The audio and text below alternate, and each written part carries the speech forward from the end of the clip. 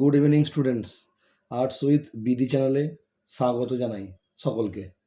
আজ আমি নতুন এক ভিডিও তোমাদের সামনে উপস্থাপন করব। আজ নিয়ে এসেছি ইতিহাসের পঞ্চম অধ্যায় গুরুত্বপূর্ণ প্রশ্নগুলো তোমাদের সামনে। কারণ সামনেই টেস্ট পরীক্ষা, আর বেশি দিন বাকি নেই। সেই সঙ্গে তোমাদের 26-এর যে মাধ্যমিক ফাইনাল, তার জন্য গুরুত্বপূর্ণ প্রশ্নগুলো তোমাদের সামনে আনার চেষ্টা করছি। এবং তোমরা জানো যে ইতিহাসের হায়েস্ট মার্ক 8, বা সেটা ভেঙে 5+3 বা 6+2 হয়ে থাকে, এবং সেই সঙ্গে 4 এবং 2 নম্বরের প্রশ্নগুলো আমি তোমাদের সামনে রাখার চেষ্টা করছি। তোমরা ভিডিওটা স্কিপ না করে পুরোপুরি দেখতে থাকো। স্কিপ করলে তোমরা কিন্তু বেশ কিছু ভালো জিনিস, যেগুলো আমি কোশ্চেনের মধ্যে মধ্যে বলে যাব, সেগুলো তোমরা মিস করে যাবে। আশা করি ভিডিওটা তোমাদের কাজে আসবে। দেখতে থাকো। দেখো, প্রথমেই আমি রেখেছি প্রথমেই আমি 8 নম্বরের প্রথমেই রাখছি 19 শতকের বাংলায় কারিগরি শিক্ষার বিকাশ সম্পর্কে লেখো। বেশ একটা সালে দেখলাম এটার সঙ্গে যে কখনো বিটিআইকে জুড়ে দেওয়া হয়েছে 5+3 এই হিসাবে।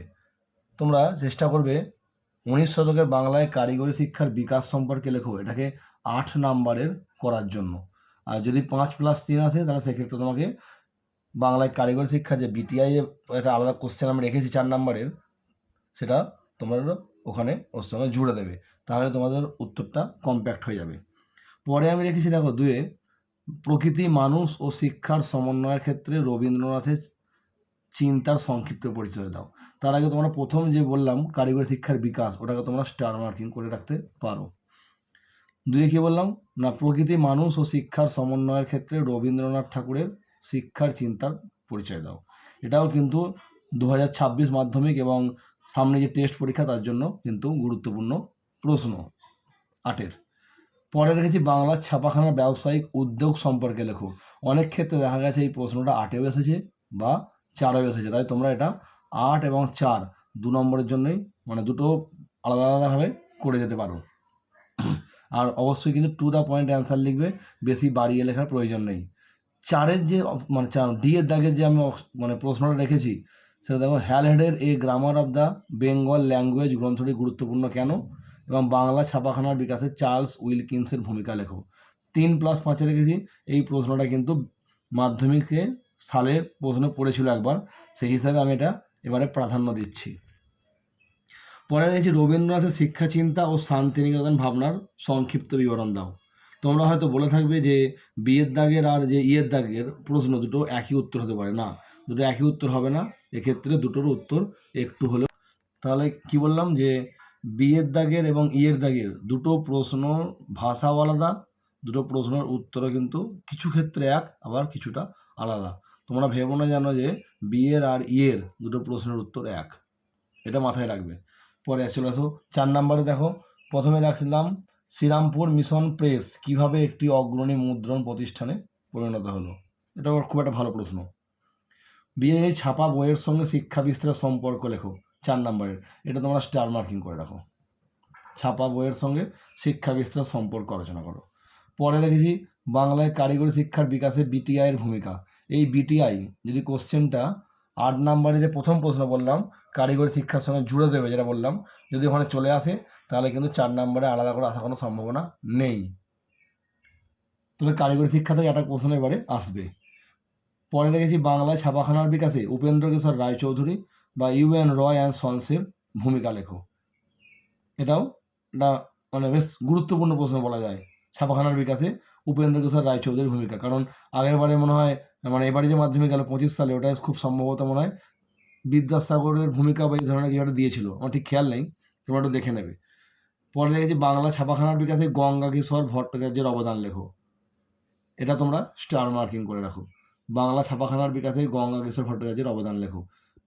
আশা করি এটা এবারে আসছে, আমার আন্দাজ মতো, এবার দেখা যাক কী হয়। পরে রাখলাম ছাপাখানার বাংলা শিক্ষা বিস্তারে কীরূপ ভূমিকা বা কীরূপ পরিবর্তন এনেছিল। এটা একটা সাধারণ প্রশ্ন, এটা একটু চোখ বুলিয়ে গেলেই বা নিজে থেকে তোমরা এটা লিখতে পারো পয়েন্ট করে। নেক্সট হচ্ছে বাংলা বিজ্ঞান শিক্ষার বিস্তারে বসু বিজ্ঞান মন্দির বা কলকাতা বিজ্ঞান কলেজের অবদান লেখো। দুটো প্রশ্ন আলাদা আলাদা, দুটো উত্তর আলাদা আলাদা, যে কোনো একটা এলেও আসতে পারে। নেক্সট দেখো 2 নম্বরের প্রশ্ন কিছু রেখেছি এখানে, বেশ কিছু গুরুত্বপূর্ণ সালের প্রশ্ন মাধ্যমিকে পড়েছিল, যেমন বাংলা ছাপাখানার বিকাশে পঞ্চানন কর্মকারের ভূমিকা লেখো। পরে রেখেছি লাইনোটাইপ কি। নেক্সট বাংলা মুদ্রণের ইতিহাসে বটতলা প্রকাশনার গুরুত্ব কী, এটাকে তোমরা স্টার মার্ক করে রাখো। পরে রেখেছি শান্তিনিকেতন প্রতিষ্ঠার উদ্দেশ্য কী ছিল। নেক্সট দেখো বিদ্যাসাগর 60 বলতে কী বোঝো, এটা খুবই ভাইটাল প্রশ্ন, স্টার মার্ক করে রেখে দাও। জাতীয় শিক্ষা পরিষদের উদ্দেশ্য কী ছিল। নেক্সট হচ্ছে চার্লস উইলকিন্স কে ছিলেন, এটাও তোমরা স্টার করে রাখো, চার্লস উইলকিন্স কে ছিলেন। পরে হচ্ছে ঔপনিবেশিক শিক্ষা ব্যবস্থা ত্রুটিপূর্ণ ছিল কেন, অর্থাৎ ইংরেজদের যে শিক্ষা ব্যবস্থা সেটা কোথায় কি ভুল ভ্রান্তি ছিল সেটা আমাদের লিখতে হবে। পরে রেখেছি বাংলার সাংস্কৃতিক জীবনে ছাপাখানার বিকাশের কি প্রভাব। নেক্সট মহেন্দ্রলাল সরকার স্মরণীয় কেন।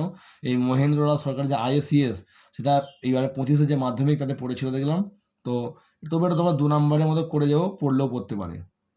নেক্সট হচ্ছে বিদ্যা বণিক কাকে এবং কেন বলা হয়, এটা তোমার স্টার মার্ক করে রাখো, যেন বিদ্যাসাগরকে বলা হয় বিদ্যা বণিক, কিন্তু কেন বলা হয় সেটা তোমাদেরকে করতে হবে। নেক্সট রেখেছি কে এবং কেন হিতৈষী তহবিল গড়ে তোলেন। আর লাস্ট রেখেছি শ্রীরামপুরের ত্রয়ী বলতে কি বোঝো বা ত্রয়ী কাদের বলা হয়, এই ত্রয়ী কাদের বলা হয় এটা তোমরা স্টার মার্কিং করে রাখতে পারো। মোটামুটি এই কটা প্রশ্ন করে গেলেই তোমরা পঞ্চম অধ্যায়ের তোমাদের সিলেবাসটা কমপ্লিট হয়ে যাবে, এবং আশা করছি মাধ্যমিক 2026 এবং সামনে নভেম্বরের টেস্ট পরীক্ষা, সেখানে তোমরা তোমাদের প্রশ্নের উত্তরগুলো করতে পারবে। তো পরবর্তী ভিডিওতে আমি ইতিহাসেরই আরও যে অন্যান্য অধ্যায়গুলো রয়েছে সেই অধ্যায়ের গুরুত্বপূর্ণ প্রশ্নগুলি আলোচনা করব বা তোমাদের সামনে তুলে ধরবো। ভিডিওটা আজ এখানেই শেষ করছি। ভিডিওটি যদি ভালো লেগে থাকে তোমরা অবশ্যই চ্যানেলটিকে সাবস্ক্রাইব, লাইক, কমেন্ট ও শেয়ার করতে ভুলো না। আমার সিদ্ধান্ত আছে বা আমরা চিন্তাভাবনা করেছি যে বাংলারও বিশেষ কিছু প্রশ্ন, গুরুত্বপূর্ণ বিভিন্ন যে কবিতা বা গদ্য বা তোমার যে নাটক রয়েছে বা গল্প বই রয়েছে সেখান থেকে গুরুত্বপূর্ণ প্রশ্নগুলো মানে তোমাদের সামনে তুলে ধরার চেষ্টা করব। অবশ্যই ভিডিওটা লাইক, কমেন্ট এবং শেয়ার করতে ভুলো না, এবং অবশ্যই সাবস্ক্রাইব করে দিও একটি।